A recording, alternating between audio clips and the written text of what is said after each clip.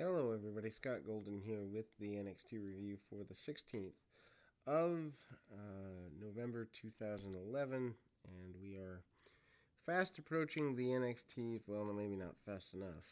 Approaching the NXTs that actually matter around 2013-14 mark. I don't really think the show has significant historical relevance outside of a debut place for stars that make it to the main roster in 2010 through 2012. We see Titus O'Neil come out in a big suit. He kind of calls out other individuals, and we see Brian Myers come out and Tyler Rex. They are basically here from SmackDown. We see the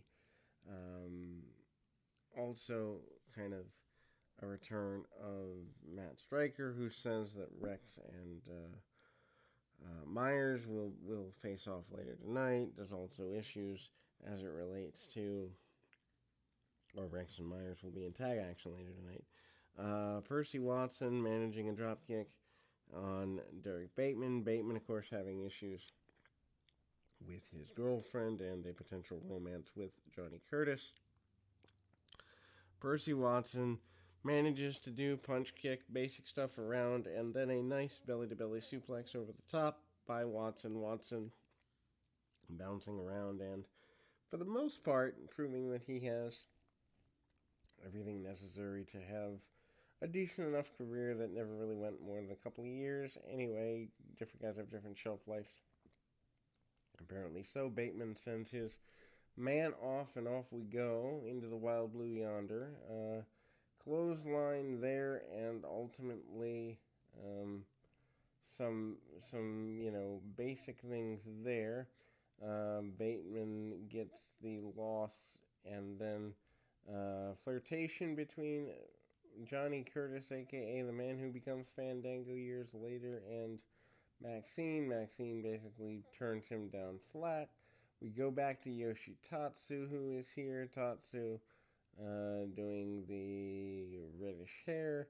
JTG is his opponent of the moment. JTG has been used on this brand to get other people over. Cannot take away the fact that JTG has a good bit of charisma at the time.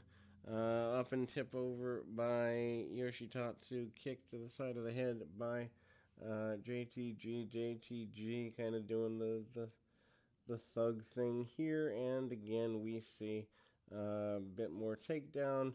JTG takes over quite a bit and manages to do what he can where he can. And again, kind of some cheating. And Tamina Snuka comes out to support her man here. Tamina Snuka just seems like an odd pairing for these two. Go back to Raw highlights with The Rock, and Rock and The Miz are involved in this.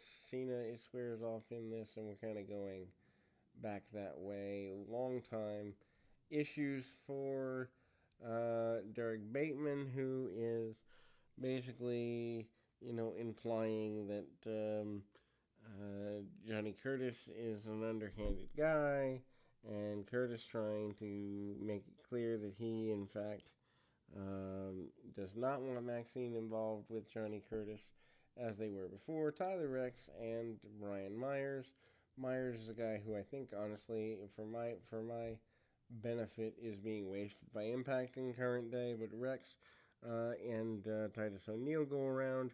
Rex tries to get a roll-up, doesn't get all he wants on it, and manages to get hit pretty hard in the face along the way here. Meanwhile, Brian Myers on the outside. Percy Watson also comes down, cut off by Tyler Rex over the next several minutes, and lots of basic brawling. I don't know that the British Bulldog-style hair braids really work for him either, but it is what it is, and some tackles along the way. Eventually, Titus O'Neil, who probably is the biggest guy of the season, both in terms of body and in terms of impact, takes the shot to the knees of Darren Young post-match as we see Darren Young get involved in the match that allows Tyler Rex to get the victory, and more Darren Young And Titus O'Neil match is on the way. Titus basically gets laid out by Darren Young. To close this particular week, we'll be back with more right after this.